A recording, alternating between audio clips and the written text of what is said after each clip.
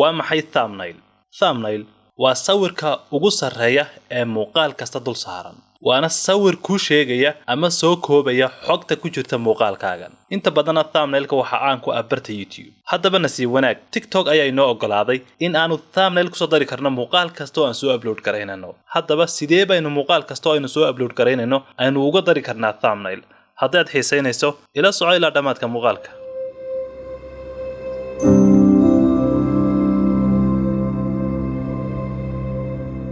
soo dhawaada saaxiibayaal mar kale. waxaan ku jirnaa barteena TikTok. hadda muuqaal ayaynu soo gelinay barteena TikTok, laakiin muuqaalkaas marka aynu qoraalka iyo hashtag u dhamaystirno oo aynu waxyaabaha aynu ku qoranay macluumaadka aynu ku qorno inta aynaan upload gareynin, halkan ay ku qoran tahay edit cover ayaynu hal mar taabanaynaa qoraalka yar. qoraalkaas markaynu taabano kadibna halkaas waxay nooga soo baxaysaa meel ay ku qoran tahay upload.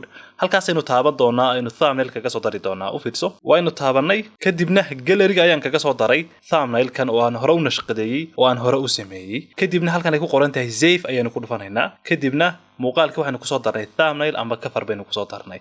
kaasi wuxuu naga caawinayaa in muuqaalkeenu uu noqdo mid soo jiidasho leh, isla markaasna iyadoo aan muuqaalka weli la furin la garan karo macluumaadka ku jira iyo muhiimadda uu muuqaalkaagu leeyahay. haddaba haddaad danaynayso sida loo sameeyo coverkan yar ee sare ama sawirkan loo yaqaano thumbnailka, sida loo nashqadeeyo size-kiisa iyo cabirkiisa, muuqaalka dambe insha Allah tacaala kaga hadli doonaa. laakiin waxaan rajaynayaa inaad fahatay sida TikTok loo soo geliyo thumbnail iyo welibana waxa uu yahay thumbnailku. tan intaynu ku kulmi doono muuqaalka xiga. Assalaamu calaykum.